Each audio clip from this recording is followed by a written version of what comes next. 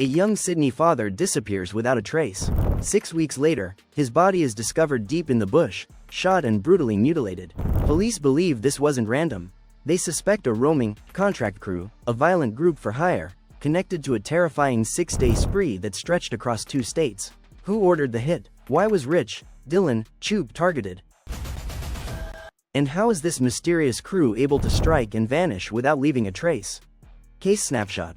What police put on the record. The victim at the center of this shocking case was Dylan, Choup, a 32-year-old father from Sydney. According to police, Dylan's murder wasn't an isolated act of violence. It's now part of a larger investigation linking 3 disturbing crimes that took place over just 6 days in July 2024. In July 2025, almost a year after Dylan's body was found, NSW police launched a public appeal under Strikeforce Hallett, a specialized task force created to track down those responsible. During this appeal, investigators revealed that they believe all 3 events were connected, describing the attackers as a mobile, contract crew. Police allege this crew was hired muscle, working on behalf of or alongside a Victorian-based drug trafficking syndicate. These weren't random street-level thugs, they were organized, coordinated, and moving between states to carry out violent tasks. At this stage, these claims are still allegations, and the investigation is ongoing. Detectives have been careful to stress that while they suspect the crew's involvement, no one has been formally charged over Dylan's murder. This official appeal marked a turning point, bringing the case out into the public eye and showing just how far-reaching and dangerous this network may be. The 6-day spree police timeline. Key facts. The murder of Dylan Choup is horrifying on its own, but what makes this case even more disturbing is how it fits into a 6-day trail of violence that spanned 2 states. Police believe these events are all connected, carried out by the same mobile crew. It began on July 19, 2024, in Sydney. A 31-year-old man was kidnapped by a group of attackers. Over several hours, he was tortured in ways described by police as brutal and deliberate, with part of his ear cut off before he was finally released. This was no warning or random attack. It was an act meant to send a clear message. Just 2 days later, on July 21st, the violence escalated hundreds of kilometers away in Jimboomba, Queensland. A 23-year-old man was ambushed, shot through the eye, and then buried alive. Somehow, against all odds, he managed to dig himself out of the shallow grave and staggered to a nearby service station. Staff were stunned when he walked in, covered in dirt and blood, before collapsing. Doctors later found the bullet still lodged in his brain. Police described his survival as nothing short of a miracle. Then, on July 25, the focus returned to Sydney. CCTV cameras captured Dylan Choup in Cabramatta, seen interacting with a group of men police are now desperate to identify. This footage is believed to show some of the final moments before he disappeared. 4 days later, on July 29, Dylan was officially reported missing by his family, who were growing increasingly worried. The search ended in tragedy on August 31st, when Dylan's remains were discovered in remote Bushland near Lucas Heights, along Heathcote Road, south of Sydney. His body showed signs of extreme violence, and detectives confirmed he had been shot and mutilated, including the same ear-severing signature seen in the earlier kidnapping. This 6-day spree revealed a pattern of planned, ruthless attacks, moving seamlessly between states and targeting multiple victims. According to police, it's a hallmark of a professional and highly mobile group. A crew willing to commit acts of shocking brutality to achieve their goals. Victim last movements attributed detail. In the days leading up to his disappearance, police released CCTV footage that has become central to understanding Dylan Choup's final hours. The footage, taken on July 25, 2024, shows Dylan in the Sydney suburb of Cabramatta, surrounded by several men police are now trying to identify. The video captures what appears to be a tense altercation. At one point, one of the men slaps Dylan across the face before he reluctantly moves toward a waiting gray Audi SQ2. Moments later, he is seen getting into the vehicle. That was the last confirmed sighting of Dylan alive. Investigators believe this was the moment he was taken by the group, setting off a chain of events that ended in his murder. This particular gray Audi has since become a vehicle of interest in the investigation. Police have circulated images of it to the public, urging anyone who may have seen it on or around July 25 to come forward with information or dashcam footage. Weeks later, when Dylan's body was found in remote Bushland, detectives revealed a deeply disturbing detail. His body showed signs of mutilation, including the severing of part of his ear. This was the same gruesome signature seen in the earlier July 19 kidnapping and torture case. While police have not publicly confirmed the exact meaning of this act, they say it strongly suggests that the same group was responsible for both attacks. The connection between these incidents, along with the CCTV footage, has helped investigators form a clearer picture of Dylan's last movements. It paints a chilling scenario. Dylan being forcibly taken, possibly by men linked to a professional contract crew, and subjected to the same level of targeted violence seen in the other cases from that same deadly week. For police, the challenge now is not just identifying the men in the footage but proving how this final meeting ties directly to Dylan's murder and to the broader network of organized violence they believe is operating across state lines. Discovery of the body confirmed. The search for Dylan Choup came to a devastating end on August 31, 2024, more than a month after he was last seen. That morning, police were called to a remote bushland area south of Sydney, near Heathcote Road in Lucas Heights. There, investigators discovered Dylan's remains, concealed in an isolated location that would have been nearly impossible to stumble upon without specific knowledge of the area. Police later confirmed that Dylan had suffered a fatal gunshot wound. Even more disturbing, part of his ear had been severed, mirroring the gruesome mutilation seen in the kidnapping case from earlier that same week. This detail became a key link connecting Dylan's murder to the other violent incidents police were investigating. The discovery was described by detectives as deeply confronting, due to the sheer brutality involved. It underscored their belief that this was no random killing, but rather a calculated act of violence committed by a group with professional methods. Nearly a year later, in July 2025, police launched a major public appeal. As part of this appeal, investigators released CCTV footage and images of vehicles of interest, including the gray Audi SQ2 connected to Dylan's final sighting. These materials were shared widely across television, online platforms, and social media to reach as many potential witnesses as possible. The goal was clear: to encourage anyone who might have seen Dylan, the men in the footage, or the vehicle during those crucial dates to come forward. For Dylan's family, the release of this information marked a painful but necessary step toward finding the truth about what happened to him. The contract crew allegation. As detectives pieced together the evidence from all three violent incidents, they began to form a picture of a highly organized group unlike typical street-level gangs. Police allege that the attackers are part of a mobile contract crew, a term used to describe a group of criminals who travel across regions to carry out violent tasks for hire. According to investigators, this crew is believed to operate under the direction of a Victorian-based drug trafficking syndicate. Their job is to enforce the syndicate's interests through kidnappings, torture, and murder. Police suspect that the crew's membership may shift from one attack to another, with different individuals participating in each crime to make them harder to track. A critical piece of evidence in this theory is the gray Audi SQ2, the same car captured on CCTV when Dylan was last seen in Cabramatta. Police believe this vehicle played a central role in transporting Dylan and possibly other victims during the spree of violence.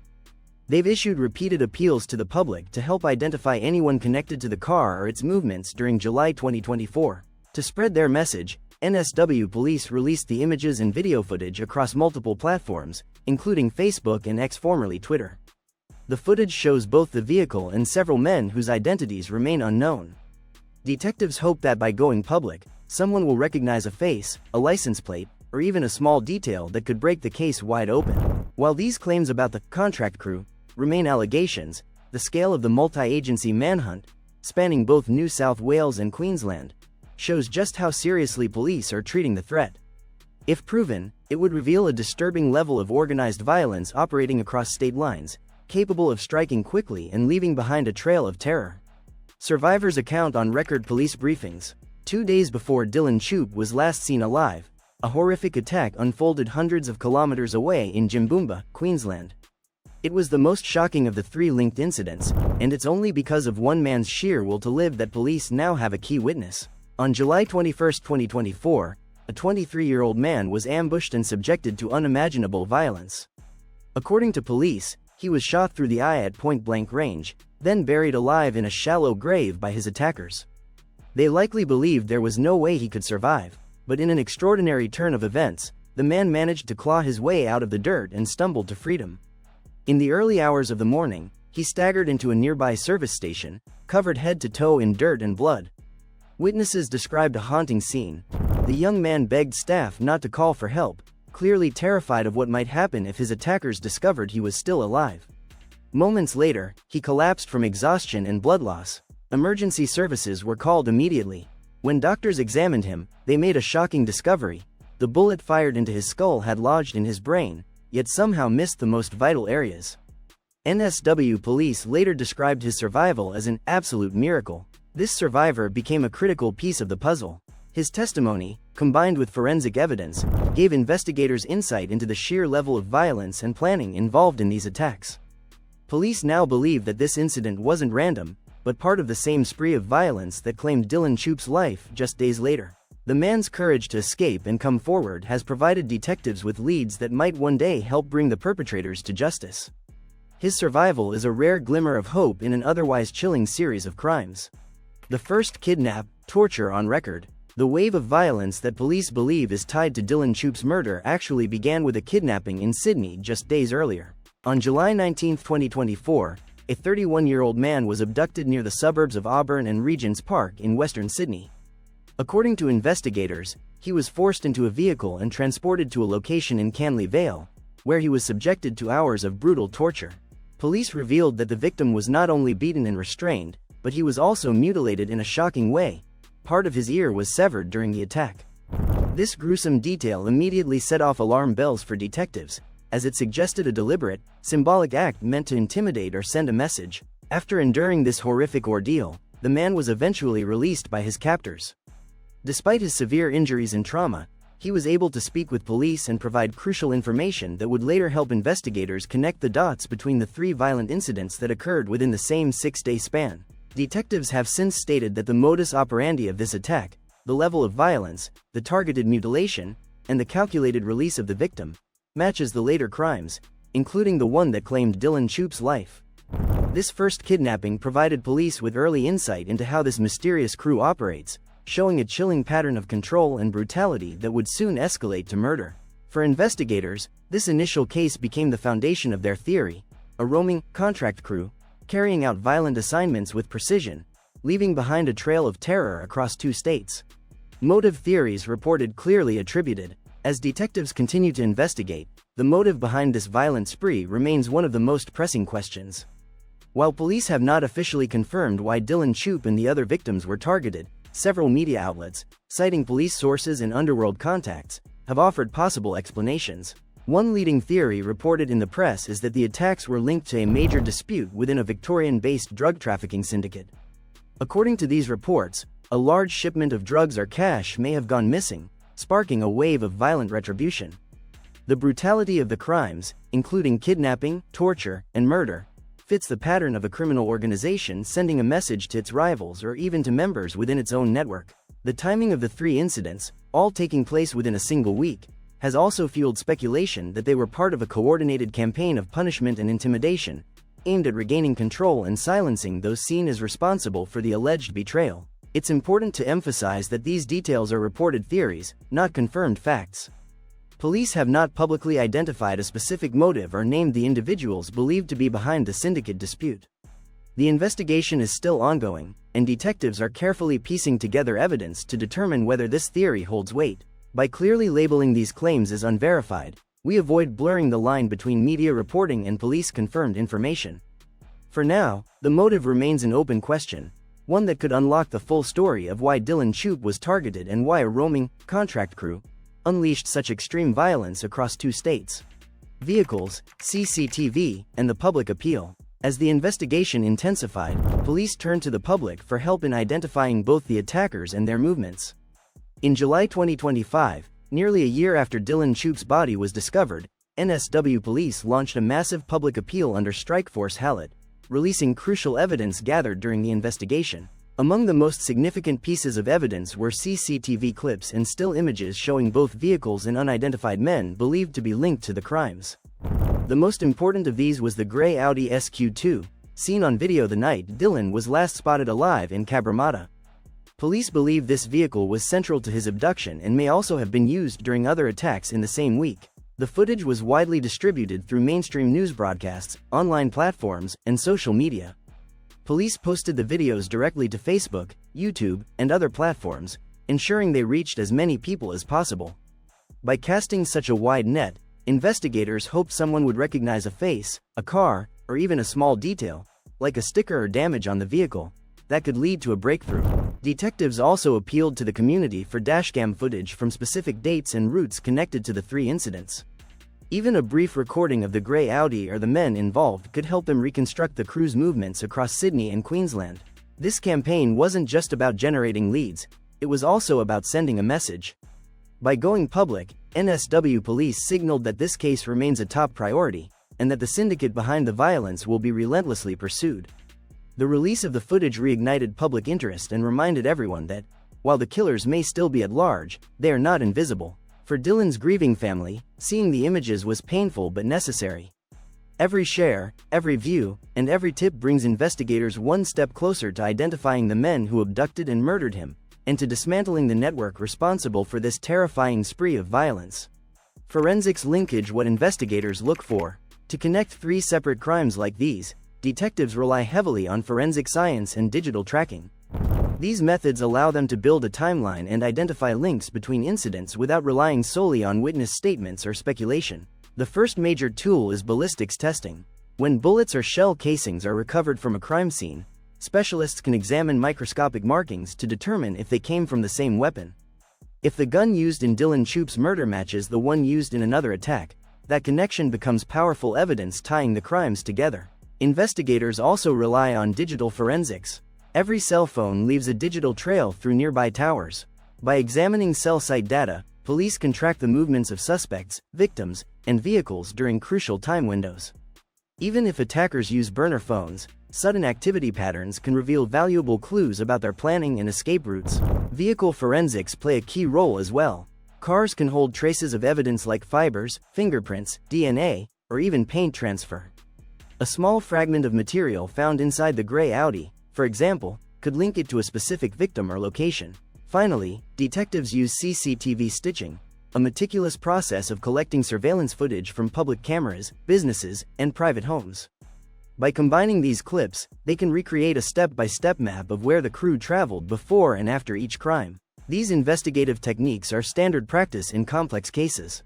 While police have not publicly confirmed which specific results they've obtained, these are the tools that will likely determine whether the 3 violent attacks can be definitively linked and ultimately proven in court. What's confirmed versus alleged discipline? At this stage, it's vital to separate what police have confirmed from what remains alleged. Here's what is firmly established on the record. Dylan Choup was murdered and his body discovered in Bushland south of Sydney on August 31, 2024. 2 other violent incidents occurred in the same week, a kidnapping and torture in Sydney and a shooting and burial in Queensland. Police believe these 3 events are connected and have launched Strikeforce Hallett to investigate them. As of their July 2025 public appeal, no arrests had been announced. However, other elements are still allegations. Police have suggested that the perpetrators may be part of a mobile, contract crew, hired by a Victorian drug syndicate, but they have not named this syndicate or confirmed its exact role. Media outlets, citing police and underworld sources, have reported theories about internal disputes over drugs or money as a possible motive.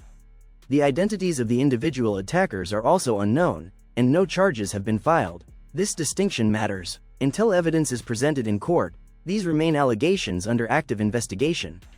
By staying disciplined about what is fact and what is theory, the case can be followed responsibly without risking misinformation or harming the integrity of the investigation. Where the case stands as of latest reports. As of July 2025, nearly a year after Dylan Choup's murder, the investigation remains active but unresolved. NSW police continue to lead the case under Strikeforce Hallett, working closely with Queensland authorities due to the cross-border nature of the spree. Detectives are still appealing to the public for help.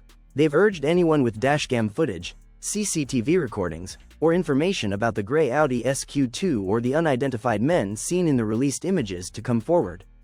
This kind of public involvement is crucial in a case where the suspects appear to move quickly and deliberately between states. Despite these efforts, no arrests have been announced in connection with Dylan Choup's murder or the other 2 violent incidents. Police have not confirmed whether they've identified any of the individuals in the footage. It's important to note that this status reflects information available up to July 2025. After that point, no major public updates have been released by authorities or reported by mainstream media outlets. For now, the case remains an open and active investigation, with detectives continuing to follow leads behind the scenes. Until more information is shared officially, Every detail must be treated carefully to avoid speculation or misinformation. Closing questions CTA. Even with months of investigation, key questions remain unanswered. Who ordered the hit on Dylan Choup, and why was he targeted? Which vehicles, faces, and digital footprints will ultimately connect the three violent events: the Sydney kidnapping, the Queensland shooting, and Dylan's brutal murder? And what has the survivor's testimony revealed about how this so-called contract crew operates? These answers can only come from verified police work and court-tested evidence. Until then, it's essential to remember that no one has been charged, and every person mentioned remains innocent unless proven guilty. We will continue to follow this story carefully and report only verified updates, directly from NSW police and other official sources. If you value fact-checked reporting on complex cases like this, subscribe to our channel. You'll get updates only when new, confirmed information is released by authorities. Links to official police appeals and Crime Stoppers contacts are in the description. Your tip could be the key to solving one of Australia's most disturbing criminal investigations.